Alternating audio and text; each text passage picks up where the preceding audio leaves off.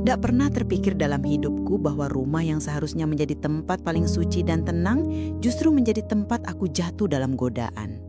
Setiap hari setelah mandi, aku merasa ada mata yang memperhatikan, tatapan yang tak biasa, dan semakin aku mencoba menghindar, semakin dalam aku terjebak. Namanya Tony, menantuku sendiri. Halo sobat semuanya, selamat datang di channel ini. Di sini, kita akan berbagi kisah penuh cinta yang terinspirasi dari kisah nyata.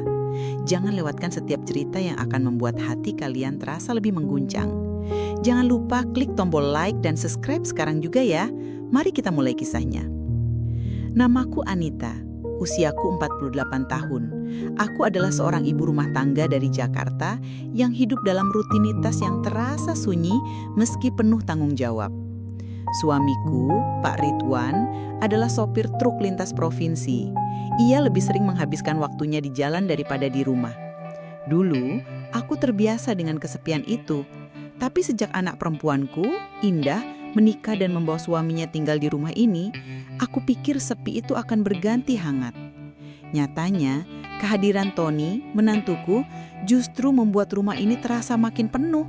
Tapi bukan oleh kebahagiaan, melainkan ketegangan yang tak bisa kujelaskan dengan kata-kata. Hari-hariku berubah pelan-pelan sejak Tony tinggal bersama kami. Awalnya ia sangat sopan, sering membantuku di dapur, sesekali menjemput Indah dari kantor, bahkan tak segan membantu membersihkan halaman rumah. Tapi entah sejak kapan, aku mulai merasakan sesuatu yang ganjil. Tatapannya padaku tak seperti menantu pada mertua. Tatapan itu lebih lama, lebih dalam, dan membuatku merasa aneh. Yang paling membuatku tak nyaman adalah ketika aku selesai mandi. Aku kerap merasa seperti sedang diperhatikan, seperti ada sepasang mata yang memperhatikanku diam-diam saat aku melewati ruang tengah menuju kamar. Dan entah mengapa, perasaan itu semakin kuat dari hari ke hari. Pada mulanya, aku menganggap itu hanya ilusi. Mungkin karena aku terlalu sensitif, terlalu lama hidup dalam rumah yang tenang. Tapi, naluri seorang perempuan tidak pernah salah. Setiap kali aku melangkah, dengan rambut masih basah dan tubuh yang hanya tertutup daster tipis, aku bisa merasakan aura asing yang menggantung di udara. Tony sering duduk di sofa, seolah santai, bermain ponsel, tapi dari ujung mataku aku tahu ia memperhatikanku. Dan lebih dari sekali, aku menangkap senyum samar di wajahnya, senyum yang membuat tengkuku meremang, senyum yang seharusnya tidak pernah muncul dari seorang menantu kepada ibu mertuanya. Aku mulai merasa tidak nyaman, tapi anehnya aku tidak langsung memarahi atau menegur. Mungkin karena Tony tak pernah benar-benar berbuat kasar. Ia hanya memandang, dan aku diam. Bahkan, kadang diamku itu seakan menyetujui. Ini yang membuatku mulai membenci diriku sendiri. Kenapa aku tidak bisa tegas? Kenapa aku justru merasa ada getar? Getar kecil yang muncul ketika diperhatikan oleh pria muda sepertinya. Apa karena suamiku terlalu sering meninggalkanku? Apa karena sudah lama aku tak merasakan gairah, perhatian? Tiap malam aku tidur dengan perasaan kacau. Aku ingin cerita ke sahabatku, ke seseorang, siapapun, tapi siapa yang bisa kupercaya? Siapa yang bisa kuceritakan bahwa aku seorang ibu mertua merasa gugup hanya karena dilihat oleh menantu sendiri? Aku tahu ini gila, tapi inilah kenyataannya. Dan diam-diam, aku takut bahwa sesuatu yang lebih dari sekadar tatapan akan terjadi. Pagi itu aku baru selesai mandi. Rambutku masih meneteskan air dan aku hanya mengenakan daster biru muda yang sudah lusuh tapi nyaman kupakai sehari-hari. Aku berjalan perlahan ke arah kamar, melewati ruang tengah yang sempit. Di sana, Tony duduk di sofa sambil memegang ponsel, seolah sedang serius melihat sesuatu. Tapi begitu aku lewat, dia langsung mengangkat wajah dan menatapku dari ujung kaki hingga kepala. Matanya tak seperti biasa. Tatapan itu terlalu terang, terlalu langsung, membuatku ingin menutup tubuhku dengan apapun yang ada. Tapi yang membuatku lebih kaget adalah ketika dia tersenyum kecil dan berkata dengan suara rendah, "Mami habis mandi ya? Wanginya bikin susah napas." Aku langsung membeku. Ucapan itu membuat tubuhku seperti tersambar petir. Aku tak tahu harus menjawab apa. Mulutku terbuka sedikit, tapi tak ada kata yang keluar. Aku hanya tersenyum kikuk, lalu cepat-cepat masuk ke kamar dan mengunci pintu. Di dalam kamar, aku bersandar di balik pintu sambil memegang dada. Jantungku berdetak kencang, seperti gadis remaja yang baru saja dipuji gebetannya. Tapi ini bukan gebetan, ini menantuku. Dan aku bukan gadis remaja, aku seorang ibu berusia hampir setengah abad. Tapi mengapa aku justru merasakan debar seperti itu? Sejak hari itu, Tony jadi sering muncul setiap kali aku keluar dari kamar mandi. Kadang dia pura-pura mau ambil minum, kadang pura-pura lewat menuju halaman. Tapi yang kulihat tujuannya cuma satu, ingin melihatku. Kadang aku mencoba menghindar, tapi rumah kami terlalu sempit. Tak ada banyak tempat untuk lari. Bahkan untuk pergi dari kamar mandi ke kamar saja harus melewati ruang tengah yang jadi tempat favorit Tony duduk. Sebenarnya aku ingin menegur, tapi aku takut Indah tahu. Aku takut Tony merasa tersinggung dan malah menciptakan masalah. Lebih dari itu, aku takut kalau aku tak bisa mengontrol diriku sendiri. Karena semakin hari, aku semakin merasakan bahwa tubuhku mulai terbiasa dengan perhatian itu. Bukan karena aku menginginkannya, tapi karena aku seperti kehilangan arah tentang mana yang benar dan salah dalam keheningan rumah tangga yang selama ini sunyi. Aku tak pernah cerita pada siapapun. Bahkan pada diriku sendiri. Aku pura-pura menutup mata, tapi kenyataannya, hari-hari berikutnya aku mulai menghitung waktu mandi dengan hati-hati, mulai memilih daster yang lebih longgar. Tapi semua itu percuma, karena aku tahu bukan tentang pakaiannya, tapi tentang getaran yang sudah mulai tumbuh tanpa sadar di dalam hatiku. Hari itu hujan rintik-rintik. Aku baru selesai mandi sore dan seperti biasa mengenakan daster katun lembut yang nyaman untuk duduk santai di rumah. Ketika keluar dari kamar mandi, aku melihat Tony sedang berdiri di depan dapur, seolah hendak mengambil air. Tapi aku tahu dia tak benar-benar haus, karena setiap kali aku selesai mandi, Tony selalu muncul entah dari mana, seolah hujan tak bisa menghalangi keinginannya untuk hadir di hadapanku. Aku gak pernah lihat perempuan seusia Mami secantik ini. Ujarnya suatu kali saat aku lewat dengan rambut masih basah dan aroma sabun mandi masih segar tercium.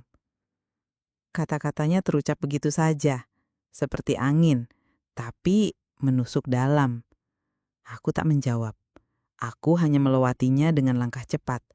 Tapi diam-diam aku merasa dipuji. Dan pujian itu seperti tetesan air di tanah kering, membuatku hidup kembali sekaligus merasa bersalah. Tony makin sering mencari alasan untuk bicara padaku. Kadang soal sabun mandi yang katanya wanginya menenangkan. Kadang soal resep masakan. Tapi selalu ada satu momen ketika matanya menatapku tak seperti biasa. Seolah dia bukan menantuku. Seolah dia lelaki yang sedang jatuh cinta. Aku mulai mengunci pintu kamar lebih cepat. Mandi lebih pagi atau lebih malam agar tak berpapasan dengannya. Tapi Tony selalu tahu celah. Bahkan saat aku sedang mengeringkan rambut di ruang tamu, dia datang mendekat dan berkata, "Kalau aku belum nikah sama Indah, mungkin aku udah ngelamar Mami." Kalimat itu terlalu jauh, tapi anehnya aku tidak langsung marah. Aku hanya diam, dan diamku itu seperti sebuah pengakuan. Sejak itu aku mulai ketakutan, bukan pada Tony, tapi pada diriku sendiri, pada detak jantungku yang semakin cepat saat dia datang, pada pikiran-pikiran yang tak seharusnya ada, dan pada rasa hangat di dada yang muncul saat Tony berada dekat. Sesuatu yang tak pernah kuperoleh lagi dari suamiku selama bertahun-tahun. Aku sadar semuanya sudah melewati batas saat Tony berdiri di ambang pintu kamar mandi saat aku baru keluar. Ia tak mengatakan apa-apa, hanya menatapku dengan mata yang penuh keinginan. Aku memeluk handukku lebih erat, berusaha menutupi bagian tubuh yang belum sempat kuganti. "Kamu ngapain, Tony?" Tanyaku pelan, bergetar. Tapi dia tak menjawab. Ia hanya menatap. Lalu senyum itu muncul lagi. Senyum yang membuatku ingin kabur, tapi juga membuatku ingin diam di tempat. Malamnya, Aku memikirkan kejadian itu berulang-ulang. Aku merasa kotor. Aku merasa seperti wanita murahan. Tapi perasaan bersalah itu bercampur dengan rasa yang tak bisa kutolak. Tony memberiku perhatian yang tak pernah kudapatkan lagi dari suamiku. Ia memujiku, ia memperhatikanku, ia menunggu setiap kali aku selesai mandi seperti aku adalah satu-satunya hal yang ia pikirkan sepanjang hari.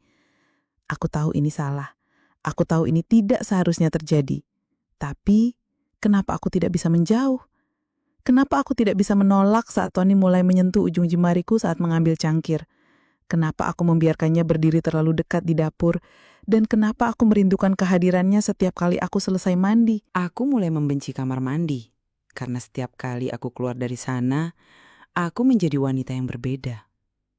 Wanita yang mudah tergoda, wanita yang tak bisa lagi membedakan batas antara kenyamanan dan dosa. Dan Tony adalah godaan yang terus hadir. Dalam diam, dalam tatapan, dalam senyuman kecil yang menyelinap ke dalam relung hatiku yang paling rapuh. Aku mulai menulis di buku harian, tapi tiap kalimat selalu berakhir dengan air mata. Karena aku tahu, suatu saat semuanya akan terbongkar. Dan saat itu tiba, rumah ini tak akan pernah sama lagi. Malam itu, aku duduk di pinggir ranjang, mencoba menenangkan diri setelah mandi. Aku mengenakan daster panjang bermotif bunga. Rambutku masih basah dan harum sabun masih menyelimuti kulitku. Aku membaca doa dengan suara pelan, berharap Tuhan menutup semua celah godaan. Tapi suara langkah kaki Tony terdengar di lorong.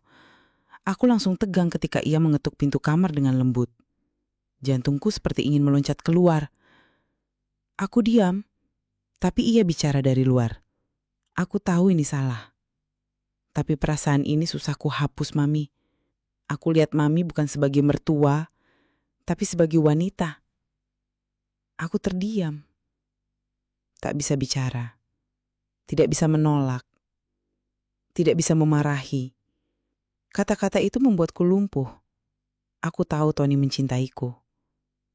Atau paling tidak menginginkanku. Dan aku tak bisa menyangkal bahwa aku mulai merasa hal yang sama. Rasa itu bukan cinta, tapi lebih dari sekedar ketertarikan. Itu adalah kesepian yang dibungkus dalam perhatian. Dan malam itu, untuk pertama kalinya, aku tidak marah. Aku hanya diam. Dan dalam diam itu, aku tahu aku telah tergoda. Pagi hari setelah malam yang penuh kegelisahan itu, aku bangun lebih awal dari biasanya. Matahari belum sepenuhnya naik, tapi mataku sudah tidak bisa diajak kompromi untuk tidur kembali. Di luar embun masih menempel di dedaunan. Sementara dalam dadaku, ada beban yang tak tahu bagaimana harus diletakkan. Aku memutuskan untuk segera ke dapur, menyalakan kompor, dan mulai memasak air untuk teh. Tangan ini sibuk, tapi pikiranku tidak. Ia terus memutar ulang suara Tony semalam. Kalimat yang ia ucapkan dari balik pintu, pelan tapi menghantam jantungku seperti palu. Aku lihat Mami bukan sebagai mertua, tapi sebagai wanita. Suara itu seperti mantra yang terus hidup di kepalaku. Dan pagi ini, aku tak tahu bagaimana harus melanjutkan hidup seolah semuanya biasa saja. Aku mencoba bersikap seperti biasa, memasak sarapan, mencuci beras, menyapu lantai. Tapi baru setengah jam, Tony muncul di dapur, mengenakan kaos putih tipis dan celana pendek. Aku hanya menunduk, berharap dia tak bicara. Tapi harapan itu langsung pupus. Mami tidur nyenyak? Tanyanya sambil membuka kulkas. Sungguh pertanyaan biasa, tapi dengan tatapan dan intonasinya, kata-kata itu jadi mengandung sesuatu yang sulit dijelaskan. Aku hanya menjawab singkat. Lumayan. Lalu pura-pura sibuk memotong sayur. Tapi Tony tak pergi.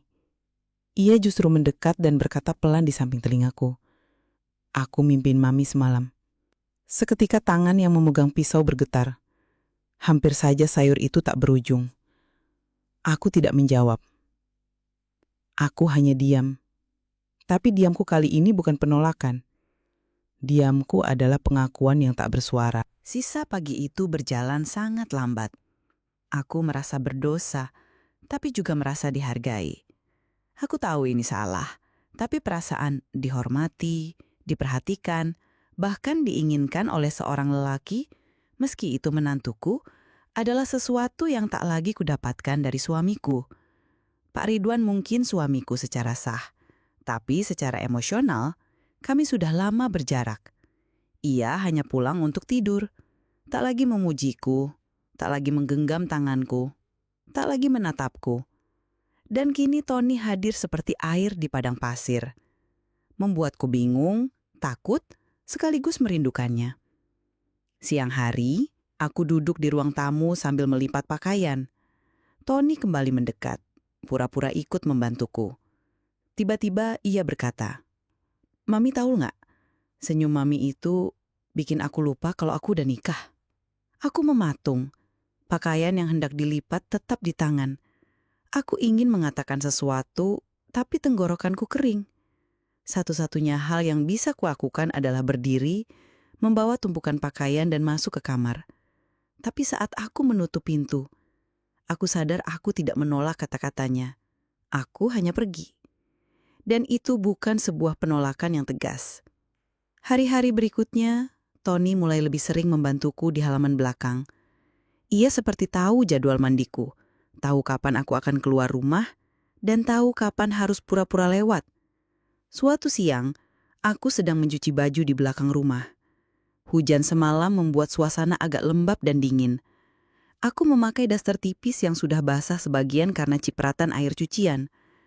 Saat aku mengangkat ember besar ke tempat jemur, tiba-tiba Tony muncul dari balik pintu belakang. "Mami, biar aku aja yang angkat embernya. Berat loh," katanya sambil langsung mendekat. Aku mencoba menolak dengan halus. "Gak usah Tony, Mami bisa sendiri." Tapi dia tetap mengambil alih. Tangannya menyentuh pergelangan tanganku saat merebut ember. Sentuhan itu sekilas, tapi cukup untuk membuat tubuhku gemetar. Saat kami berjalan beriringan menuju jemuran, Tony berkata lirih, "Kadang aku mikir, kenapa harus Mami yang jadi ibu mertuaku, bukan yang lain?" Aku tahu maksudnya. Dan aku juga tahu hatiku mulai kehilangan kendali. Setelah mencuci, aku langsung masuk kamar dan mengunci pintu. Aku menatap bayanganku di cermin. Perempuan 48 tahun dengan rambut ikal separuh beruban, garis halus di sekitar mata, dan kulit yang tak lagi sehalus dulu. Tapi kenapa Tony terus melihatku, seperti aku wanita paling menarik di dunia? Aku terdiam lama. Dalam hati kecilku, aku tahu ada bagian dari diriku yang menikmati ini. Bukan godaannya, tapi eksistensi yang dia berikan. Rasa bahwa aku masih hidup, masih bisa dikagumi, masih bisa menggugah hati seorang pria. Bahkan jika itu pria yang seharusnya tak boleh terpesona padaku. Malam itu aku tak bisa tidur. Aku menatap langit-langit kamar dan berpikir, "Tuhan, apa yang sedang kau coba ajarkan padaku?" Aku mencoba menahan diri, tapi setiap kalimat Tony teringang, setiap tatapannya, seperti jejak luka di dada yang tak sembuh. Aku tahu aku butuh menolak, butuh menjauh, tapi bagaimana menjauh dari seseorang yang tinggal di bawah atap yang sama? Akhirnya, aku memberanikan diri bicara di dapur pagi itu, saat Indah belum bangun. Aku menatap Tony dan berkata, "Tony, jangan seperti ini. Kamu suami dari anakku." Ucapanku terdengar lirih, tapi cukup tegas. Tony menunduk sejenak, lalu berkata, "Aku tahu, Mami, tapi aku bukan robot. Aku gak bisa atur perasaanku semauku. Aku gak sengaja suka sama Mami. Aku cuma jatuh begitu saja." Kalimatnya membuatku hampir menangis. Tapi aku bertahan. Aku tak boleh lemah. Aku harus tegas walau hati ini sendiri sudah bergetar sejak tadi. Ia melangkah mendekat, lalu berhenti tepat di depanku. "Mami tahu kan, setiap kali Mami lewat habis mandi, aku seperti orang yang kehilangan kendali. Aku tahan, Mami. Aku tahan banget. Tapi makin ditahan, makin jadi." Aku melangkah mundur, menunduk. "Tolong jangan ngomong lagi, Tony. Aku gak bisa dengar ini." Ujarku pelan tapi dalam hati, aku ingin dia bicara terus. Karena diam-diam kata-katanya adalah nyala kecil di malam yang selama ini terlalu sunyi. Hari itu aku sibuk membersihkan kamar belakang, mengelap kaca jendela, menyapu kolong meja, apapun kulakukan agar pikiranku tak kembali ke Tony. Tapi semua itu sia-sia. Bahkan saat aku duduk di teras sore harinya, Tony datang dan duduk tanpa bicara. Diam saja, tapi kehadirannya cukup untuk membuat jantungku kembali berdegup. Aku seperti gadis belia yang jatuh cinta secara diam-diam, tapi di dalam perasaan itu ada rasa berdosa yang menggerogoti, dan aku tak tahu siapa yang lebih jahat. Tony yang terus menggoda, atau aku yang mulai menikmati godaan itu. Malam demi malam berlalu, tapi luka dalam batin ini tidak juga sembuh. Aku tidur dalam peluk kesepian. Sementara suamiku, saat sedang pulang pun, lebih memilih tidur cepat atau main ponsel sampai pagi. Tak ada pelukan, tak ada tanya kabar, tak ada pandangan yang membuatku merasa sebagai wanita. Tapi Tony selalu memperhatikan. Bahkan saat aku sekedar mengikat rambut, ia bisa berkata, "Kalau mami jadi artis, pasti banyak yang naksir." Kalimat itu gila, tapi membuatku hidup kembali. Aku mulai takut. Bukan takut pada Tony, tapi pada diriku sendiri. Aku tahu jika ini berlanjut, batas itu akan pecah, dan Roma ini tak akan pernah sama. Aku ingin berhenti, tapi aku juga ingin terus merasa diperhatikan. Aku berdiri di ambang dosa, dengan hati yang ingin kembali lurus, tapi kaki yang tak mau bergerak. Malam-malam itu jadi panjang. Aku menulis banyak di buku harian. Aku menangis, aku berdoa, tapi tetap saja, setiap kali mandi dan keluar dari kamar mandi, aku berharap Tony tidak ada. Tapi saat dia tidak ada, hatiku justru kecewa. Inilah yang paling menakutkan, ketika dosa menjadi candu. Lalu datanglah hari itu. Indah bilang harus ikut pelatihan kerja selama 3 hari keluar kota. Aku menyembunyikan keterkejutanku. 3 hari berdua saja di rumah dengan Tony. Aku ingin bilang tidak boleh, tapi lidahku keluh. Aku mengangguk dan mengantar Indah ke depan pagar. Lalu malamnya, semuanya terasa sunyi. Terlalu sunyi. Dan itulah awal dari malam-malam yang akan merubah semuanya. Malam pertama, aku mandi lebih awal. Aku berusaha menghindari Tony, tapi saat keluar dari kamar mandi, Tony sudah berdiri di depan pintu kamar. Ia membawa 2 gas teh manis. "Aku bawa ini buat mami, biar nggak dingin malam-malam," katanya. Aku ingin menolak, tapi ia sudah masuk. Meletakkan teh di meja, lalu duduk di kursi pojok kamar. Ia tidak bicara, hanya menatapku. Lalu ia berkata, "Aku cuma mau bilang, aku rindu." Aku tidak tahu apa yang terjadi malam itu, tapi saat ia menggenggam jemariku, aku tidak menolak. Aku diam. Dan diamku malam itu adalah kejatuhan pertama yang tidak lagi bisa kuingkari. Malam itu menjadi malam yang akan selalu kuingat seumur hidup. Di dalam kamar yang hangat, namun terasa sempit oleh kehadiran Tony, aku duduk di ujung ranjang, mengenakan daster panjang bermotif bunga tua. Rambutku masih sedikit basah setelah mandi. Tubuhku bergetar, bukan karena dingin, tapi karena campuran perasaan yang membingungkan. Takut, malu, tapi juga penasaran. Tony duduk di lantai, bersandar pada lemari. Ia tidak bicara, hanya menatapku dengan mata yang menyimpan sesuatu. Entah luka, rindu, atau hasrat. Aku tidak berani membalas tatapannya, tapi aku juga tak bisa menyuruhnya pergi. Diam di antara kami lebih nyaring dari apapun malam itu. "Maaf, aku ganggu malam-malam gini," ucapnya perlahan, seperti takut merusak sunyi. Aku tidak menjawab. Ia lanjut, "Aku tahu aku salah, tapi aku nggak bisa lagi pura-pura. Aku nggak bisa terus diem kayak orang normal, karena yang kurasa sama mami bukan hal yang bisa kututupin terus." Nadanya seperti anak kecil yang sedang curhat, tapi matanya seperti pria dewasa yang kehilangan arah.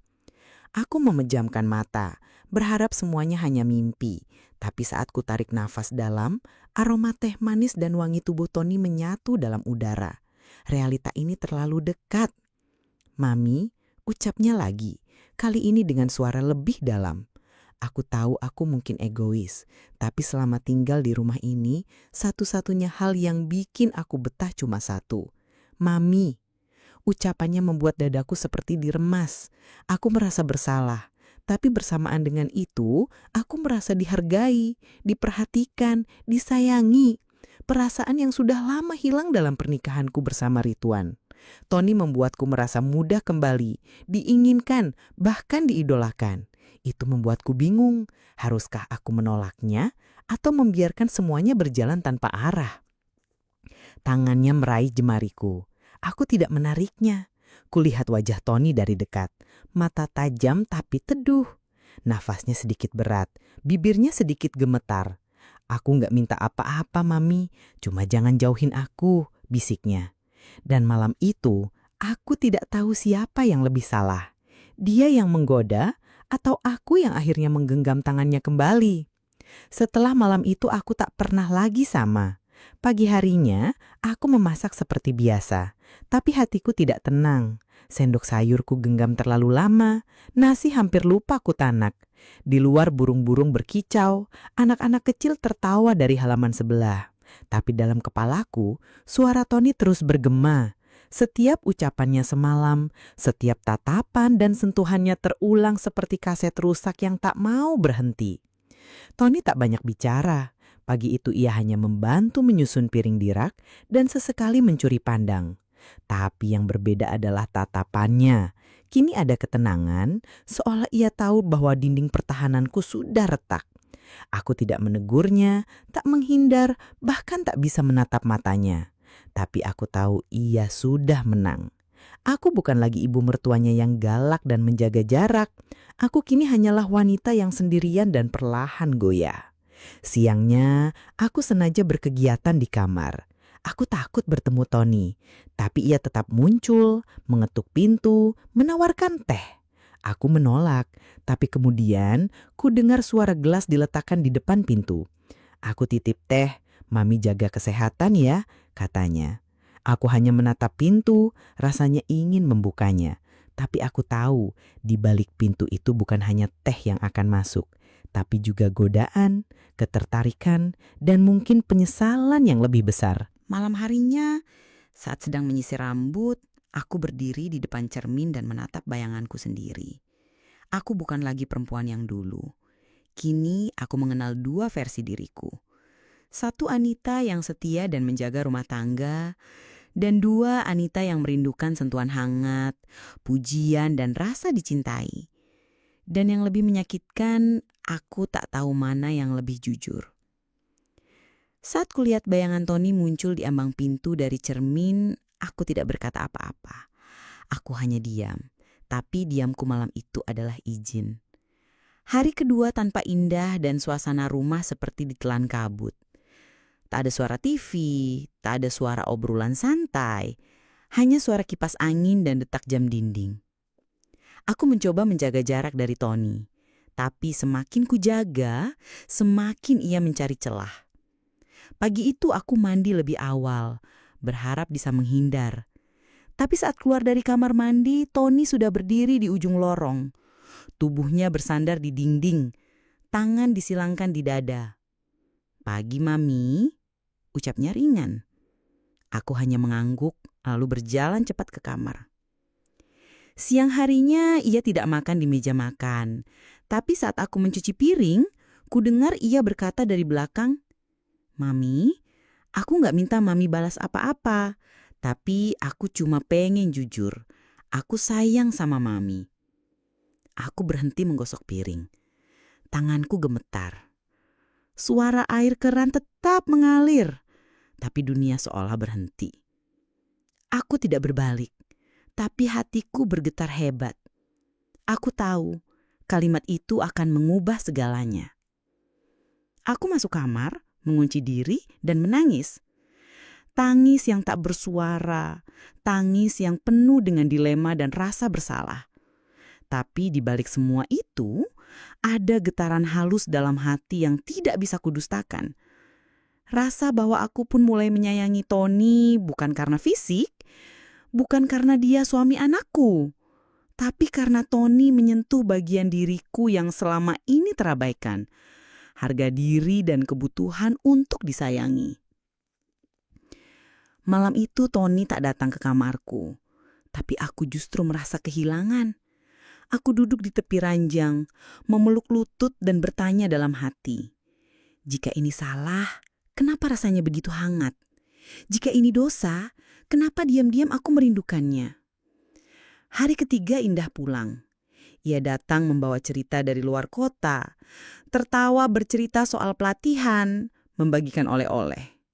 Aku hanya tersenyum dan mengangguk, mencoba menjadi ibu yang ceria. Tapi jiwaku tak sepenuhnya di sana. Mataku memperhatikan Tony yang kini kembali bersikap biasa. Ia menyambut Indah, mencium tangannya, berbicara seperti suami yang baik. Tapi aku tahu, di balik semua itu, ada perasaan yang telah tercipta. Perasaan yang hanya kami berdua yang tahu. Malam hari, aku duduk tepat di seberang Tony. Ia tak banyak bicara, tapi ada tatapan singkat yang ia lemparkan padaku. Tatapan yang membuatku lemas. Tatapan yang berkata, kita sudah melewati batas. Indah tidak tahu apa-apa. Ia hanya tertawa, menggoda Tony agar makan lebih banyak. Aku hanya menunduk. Hatiku sakit. Tapi bukan karena cemburu, melainkan karena aku tahu rasa ini harus mati sebelum semuanya terbakar. Malamnya aku menunggu di dalam kamar, tapi Tony tidak datang. Tak ada ketukan di pintu, tak ada teh manis, hanya sunyi. Sunyi yang kini terasa menyesakan. Dan untuk pertama kalinya, sejak suamiku lama pergi, aku menangis karena pria lain. Pria yang bahkan seharusnya tak pernah boleh kusayangi. Tapi perasaan tidak bisa disangkal, bahkan oleh akal sehat sekalipun. Hari-hari kembali seperti semula, tapi bagiku dunia sudah berubah. Rumah ini, ruang tamu ini, dapur ini, semuanya kini menyimpan kenangan yang tidak bisa kuhapus. Tony bersikap seperti biasa, tapi ia lebih menjaga jarak. Aku tahu ia mencoba melindungi Indah, tapi aku juga tahu perasaan itu masih ada, masih tinggal, masih menggantung di udara. Setiap kali kami tak sengaja bersentuhan di dapur atau bertemu tatap di pagi hari, yang paling menyiksa adalah berpura-pura di depan Indah. Aku tertawa, tapi di dalam hati, aku menyimpan luka-luka karena merasa menjadi perempuan yang gagal. Gagal menjaga rumah tangga, gagal menjaga batas, gagal menjaga diri. Tapi juga luka karena kehilangan sesuatu yang membuatku merasa hidup kembali. Tony datang dalam hidupku seperti badai, mengguncang segalanya, dan pergi meninggalkan reruntuhan emosi. Suatu malam, aku duduk sendiri di kamar, memandang bingkai foto keluarga di atas meja. Foto pernikahan Indah dan Tony. Di sana, aku tersenyum bahagia. Tapi kini, setiap kali melihat gambar itu, aku merasa seperti berkhianat pada putriku sendiri. Air mata jatuh. Aku tidak tahu, apakah ini akhir dari semua kekacauan atau baru permulaan. Aku tahu aku harus membuat keputusan. Apakah membiarkan semuanya hilang begitu saja, atau berani menghadapinya dengan segala risiko. Tapi satu hal yang pasti, aku tak akan pernah bisa kembali menjadi Anita yang dulu. Karena sekali hati terluka dan tergoda, jejaknya akan tinggal selamanya. Malam itu hujan turun pelan. Langit seperti ikut menangis, menyamarkan suara-suara hati yang mulai retak. Aku duduk di teras, mengenakan jaket tipis, menatap kosong ke arah taman kecil di depan rumah. Angin membawa aroma tanah basah dan kenangan yang tak pernah betul-betul mati. Tony keluar pelan-pelan, tanpa suara. Ia duduk di anak tangga teras. Tidak jauh dariku tapi cukup memberi ruang agar kami tak saling bersentuhan. Kami terdiam lama, hanya ditemani suara rintik hujan dan detak jantungku yang mulai tak beraturan. "Mami," ujarnya akhirnya. Pelan sekali. Aku tidak menoleh, hanya tetap menatap taman yang gelap. Aku mau keluar dari rumah ini. Pindah ke kontrakan di ujung gang, ada teman yang butuh partner kerja, sekalian aku bisa bantu-bantu di sana. Kalimat itu seperti pisau yang menusuk pelan. Aku membalikkan badan perlahan. "Kenapa, Tony?" tanyaku meski aku tahu jawabannya. Aku tetap berharap dia bilang itu karena hal lain.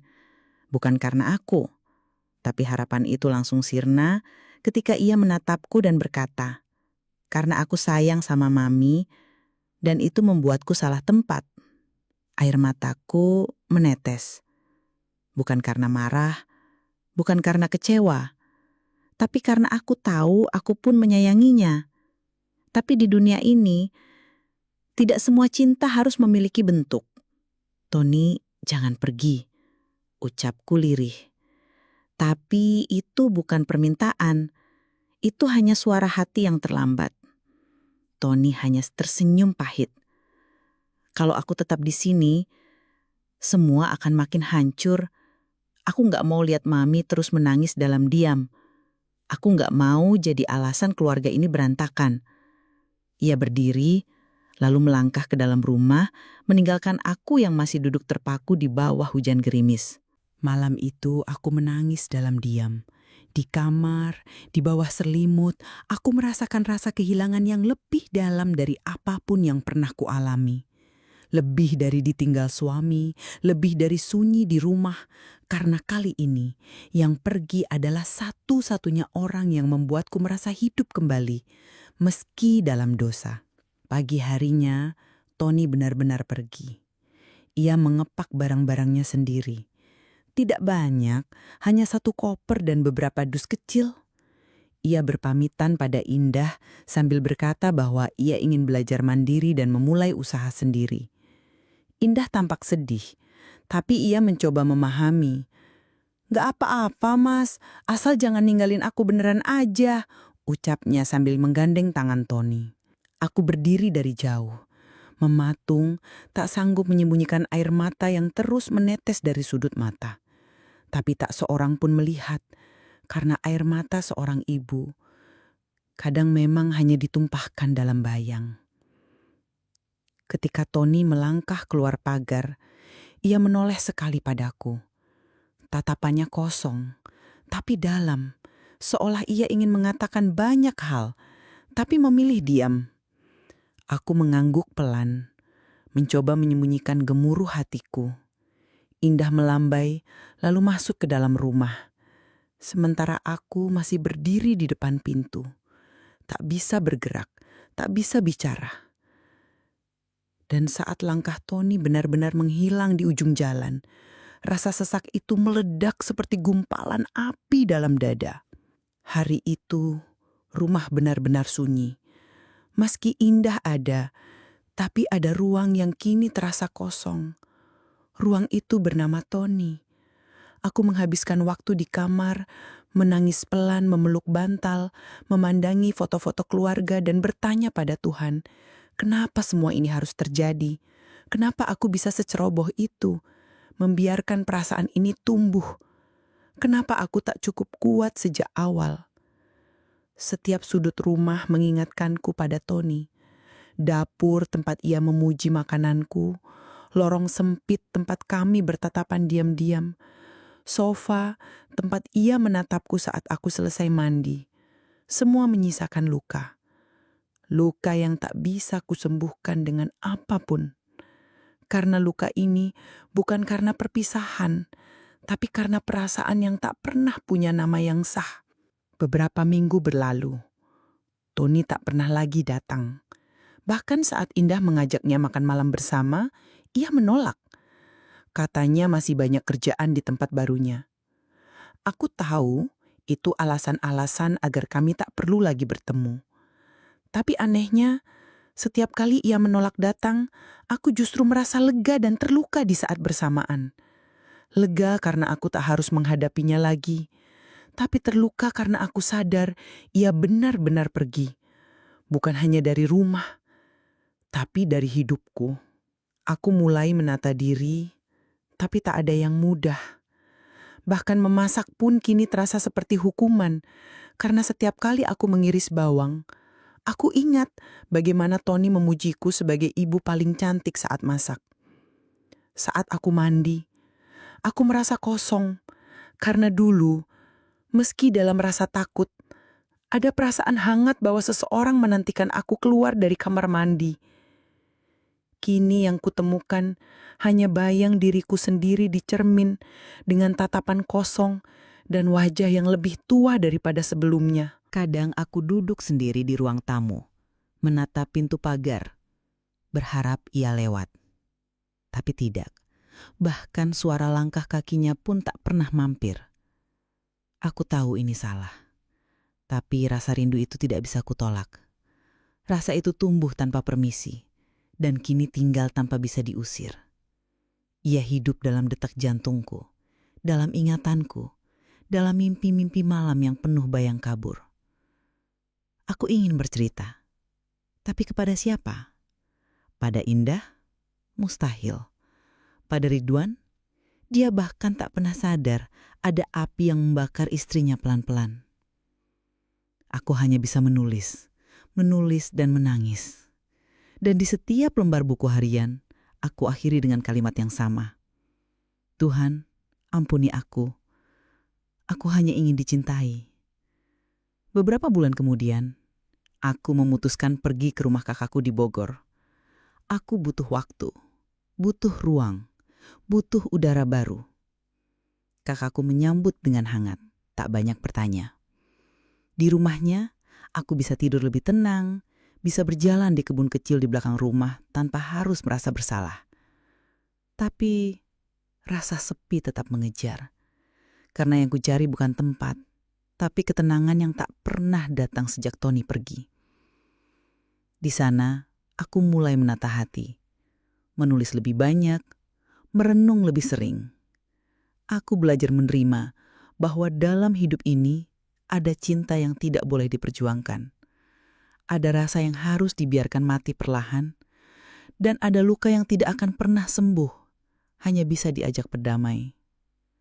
Aku memohon ampun setiap malam, bukan karena aku berbuat zina, tapi karena aku membiarkan hatiku mencintai pria yang tak semestinya.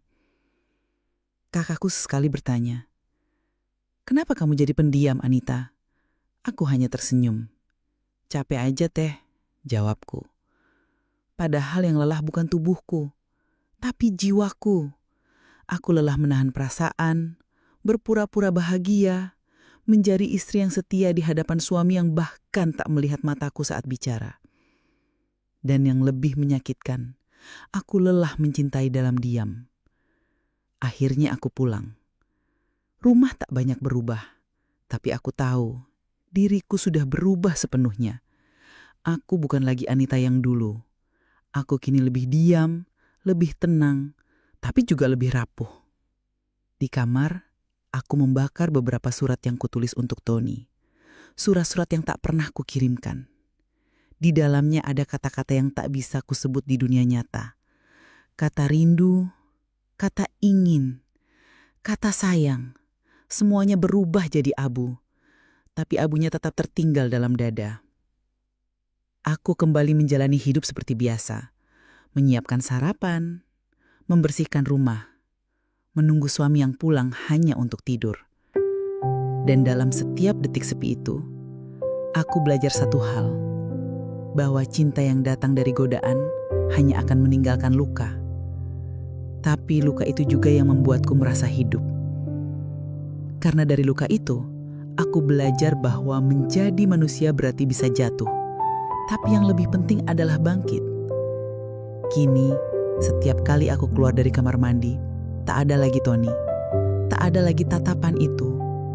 Hanya ada bayanganku sendiri di cermin. Tapi, aku tak lagi takut. Aku menatap diriku sendiri dan berkata, "Maafkan aku, Anita. Kamu hanya ingin dicintai, tapi cinta itu tidak selalu harus dibalas." Dan setiap malam, dalam sujud panjangku aku berdoa, "Tuhan, jagalah Tony dimanapun ia berada. Ampuni aku yang pernah menyayanginya lebih dari yang seharusnya."